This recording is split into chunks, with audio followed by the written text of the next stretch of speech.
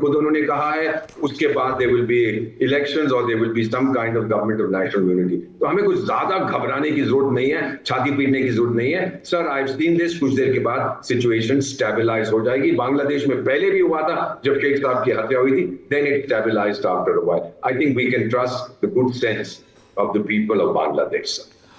General GD Bakhshi साहब, general साहब 75 से शुरू हुआ जब शेख हसीना जी के पिताजी स्वर्गीय मुजीबुर रहमान साहब का असैसिनेशन हुआ, तब से लेके 75 में 3 बार हुआ, फिर 81 में जियाउर रहमान साहब का, उसके बाद 82 में जनरल एचएम इरशाद साहब को हटाया गया, फिर 2006 में जनरल मोइन उद्दीन अहमद साहब। तो जैसे पाकिस्तान है वैसे बांग्लादेश होता रहता है, बट 2006 के बाद there has been stable democracy there.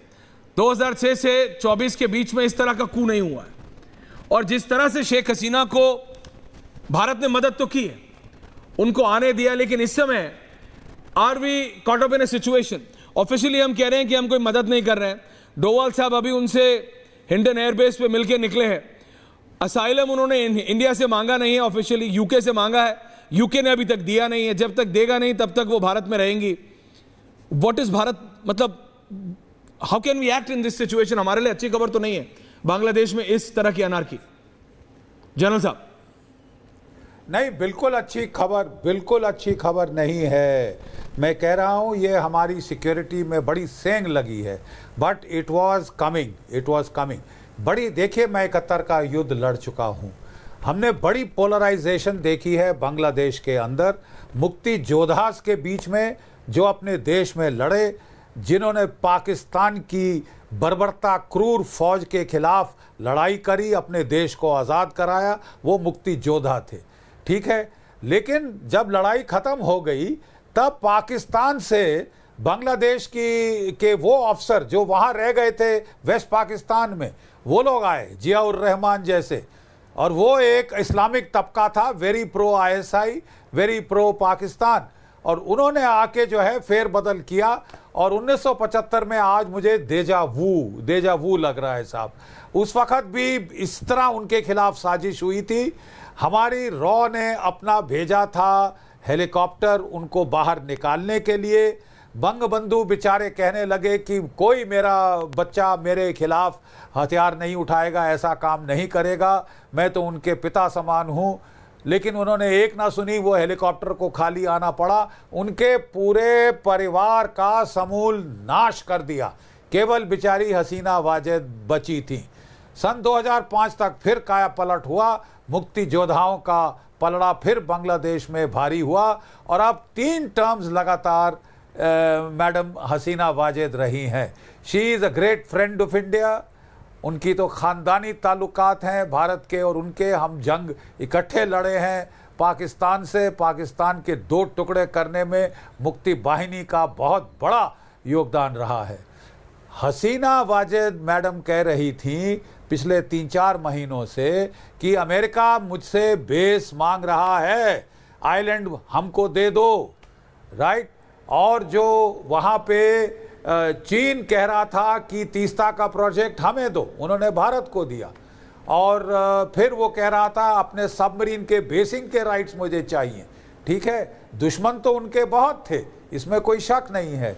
America कह रहा था कि वो इस इलेक्शन को वाजिब नहीं मानते क्योंकि BNP ने पार्टिसिपेट नहीं किया। अब कोई जबरन तो BNP को पार्टिसिपेट नहीं करा सकता। लेकिन ये जो पोलराइजेशन बांग्लादेश की है, it has taken another turn off the screw, और अब जो है ये मैदान कू है, ये शरेआम वायलेट रेवोल्यूशन है। पिंक बोलें, वायलेट बोलें या अरब स्प्रिंग बोल दें, ये बाहर से कराई गई एक स्ट्रीट रेवोल्यूशन है जो कि मास टेक्सटिंग से होती है। जिस तरह फ्लैश डांस किया जाता है टेक्सटिंग करके, उसी तरह फ्लैश मॉब्स इकट्ठे किए गए हैं और बड़े मुस्तैदी से फौज वहाँ पीछे हट गई, फायर नहीं किया उन्होंने। मैं समझता हूँ कि वो तियानमेन स्क्वायर नहीं करना चाहते थे चीनी फौज की तरह, लेकिन उनको तो फिर अल्टीमेटम दे के जाने को बोला है। कुछ फोटोग्राफ्स आपकी चैनल पे हमने देखी है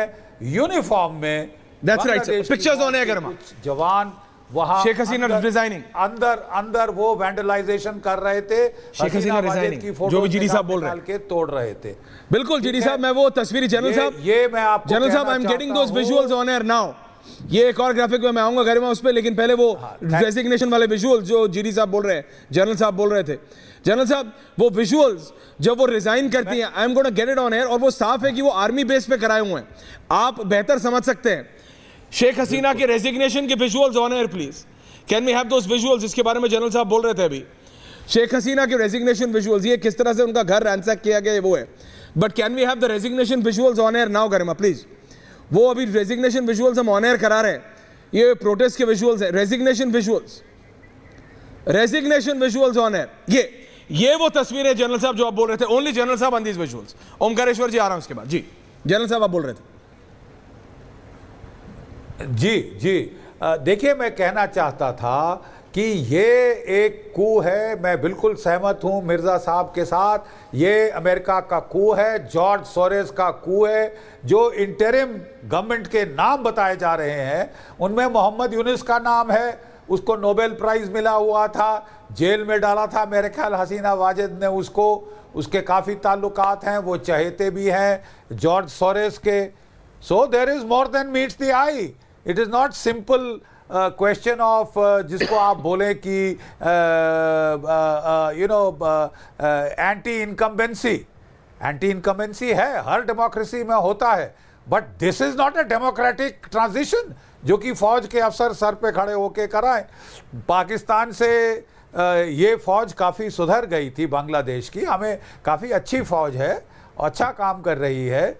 लेकिन कई आदतें मुझे लग रहा है कि अब वो जो पाकिस्तान की फ़ौज की हैं वो भी अब इनमें कुछ आ गए हैं तबका। जैसे मैंने बताया पोलराइजेशन है मुक्ति योद्धास के बीच में जिन्होंने स्वतंत्रता संग्राम लड़ी, और वो ऑफिसर्स की जो तबका जो कि पाकिस्तान में रह गया था, ऐशो आराम से बैठा हुआ था। अब तो खैर पूरी जनरेशन की बदली हो गई है। But the game is not over. The game is not over, but over till you say so. Number one. Sir, point taken.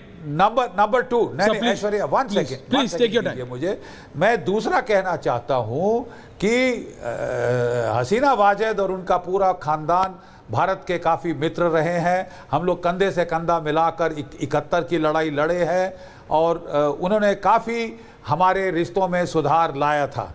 We can't be fair weather friends, माफ़ कीजिए, we cannot be fair weather friends कि जब तक अच्छा जा रहा है हम आपके साथ हैं, जिस दिन आप पे मुसीबत आई तो तू कौन मैं कौन। ये बड़ा फौजी तरीका है सोचने का। अगर वो असाइलम मांगना भी चाहती हैं इंग्लैंड वगैरह में, भारत भी दे सकता है।